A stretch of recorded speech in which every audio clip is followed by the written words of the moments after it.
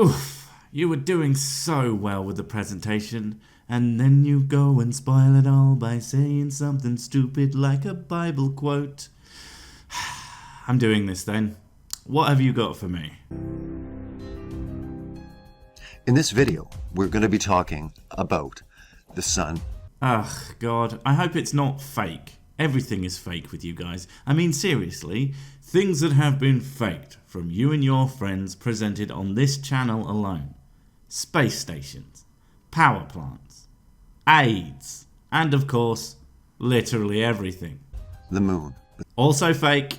Specifically, we're going to be talking about the eclipses that happen, the manifestations that happen through our sky at various points in the years. See, I have to take more points off. Your presentation is good, but man, you am a bad speakerizer. You should learn to talk real good like what I does.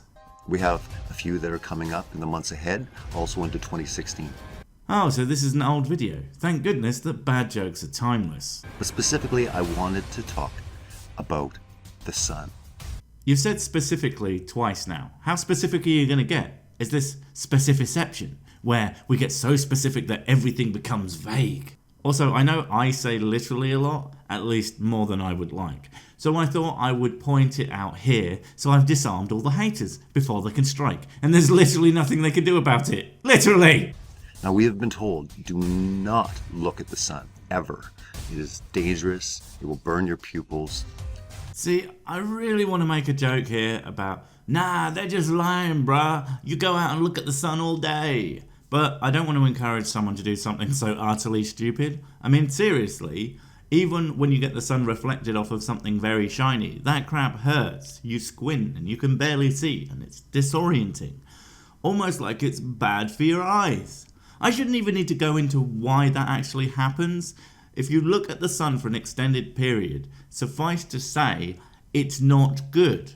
But you should know this without even having to look any of that up. Simple pro tip for most things in life. If it hurt, it bad. It's like, don't touch Bernie, or don't eat poop, it tastes of Sir Sick. Everybody knows these things. Common knowledge. And this is where it gets very interesting. We'll see, mate. We'll see. You would think that with the blazing hot sun. Wait a goddamn second.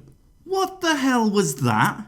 You can't just skip by something like that without acknowledging it. That dude just got decapitated. What's that got to do with staring into the sun? Unless, does the sun fire swords at you when you look at it? The homeless man was right. That would kind of make sense. But then we get into the eclipse, and they say, do not ever look at an eclipse. It's like they don't want us to see something in the sky. Wait, so do you think they're hiding something in an eclipse? What are they going to be hiding there? An antique Victorian patio set? What are they hiding? Is it that they're trying to protect us? Or is it they're not wanting us to see clearly, truly, what's happening in the sky? They're trying to stop morons and children from going blind, you absolute set of masculine genitals.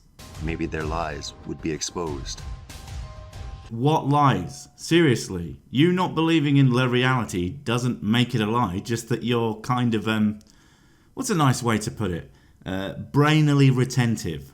We're told that the sun is 93 million miles away from the Earth.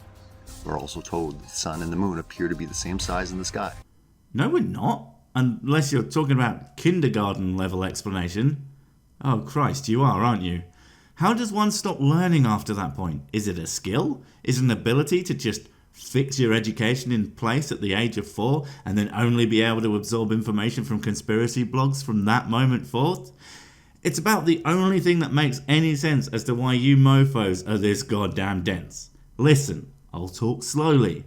Beyond the age of 5, anyone who wasn't held back in preschool their whole lives is taught that the moon moves in an elliptical orbit. Sometimes it's closer, sometimes it's further away. So it often, but certainly not always, is a similar size to the sun from our perspective. But again, not always. If you actually bothered to look up some eclipses, it's only when the moon is closer to the Earth that a total eclipse will occur, or in technical terms, when it looks about the size of your mum. The explanation is the diameter of the sun is almost 400 times the size of the diameter of the moon. The distance of the moon to the sun is 400 times greater. Again, not accurate. It changes all the time. There are no perfectly circular orbits that is equidistant on all sides. Basically, no planetary bodies work like that. And if it did, it would be extremely rare. About as rare as good ideas on a flat earther convention. Ha ha! Therefore, this is coincidence. There is never coincidence. Never a coincidence.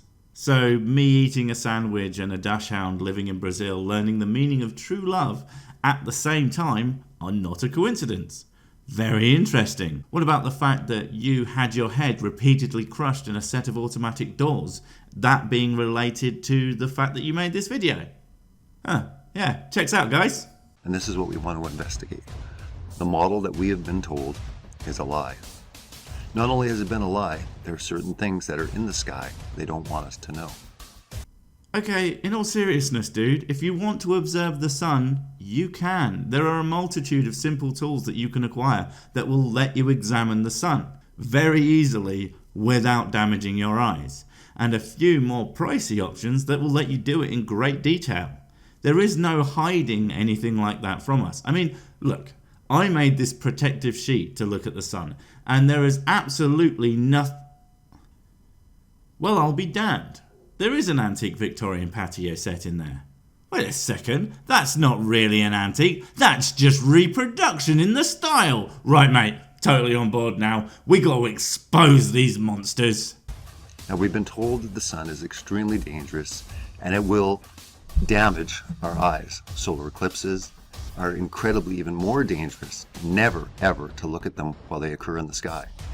Well, I'm ready to prove them wrong. Gonna have me a staring contest with this sun, if that even is his real name. Who are you, Mr. Glowy Face? What's your game? I got your number, you can't beat me, you big shiny cunt.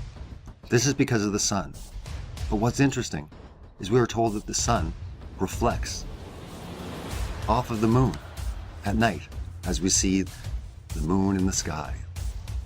Oh, that's brisk. Right, I'm pretty sure I won, because the sun just left. I mean, things got very, very bright and then very dark, so I assume he's gone. And apparently turned all the damned lights off as he left.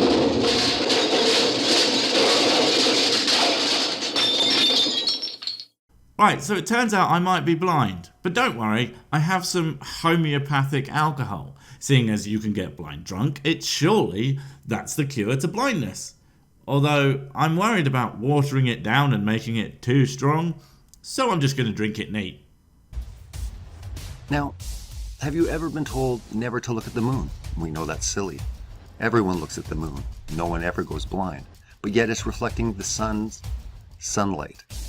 Yeah, and everybody knows that not only is the moon a perfect mirror, it also fills the sky and is concave to reflect basically all the sun's light into a perfect point to burn all those pesky humans like the ants that they are. Sorry, I forgot, I'm not part of the Illuminati anymore, trying to wipe out the human race because reasons. But those tasty shellbucks and functional medicines are awfully tempting.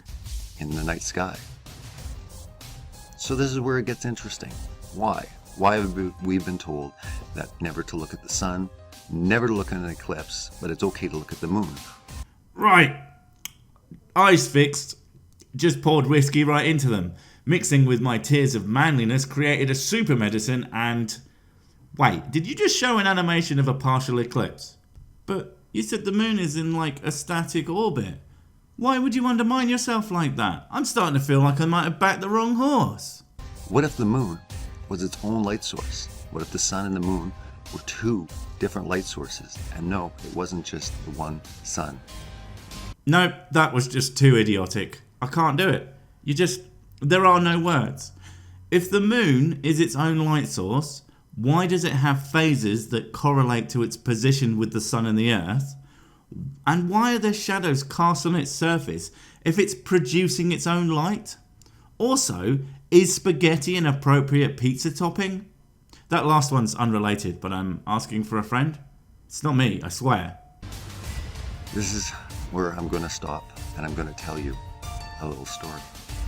Can you just stop and not tell the story? Please? No?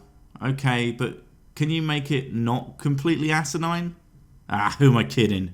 The story is, a long time ago, actually, up until 500 years ago, everyone believed that the world was flat. What?